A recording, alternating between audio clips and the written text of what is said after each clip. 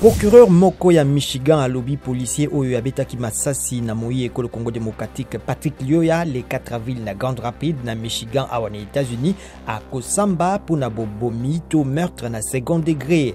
Azwi mokano moye sima na mposo motoba ya kotala mikanda ya bulukiluki. Bayi lucha balobi moko na bango akatami moto na babundi ba FDLR pene na Nyamilima na Nord Kivu. Lucha elobi bato basusu motoba bakangamaki elongo na moyi lucha le 31 mai babomamaki pe lokola pe nzoto na bango banso ebwakamaki na libulu monene. Bitumba bya M23 bisimbi bandimi pe biloko bya bitonga mingi ya bakristo.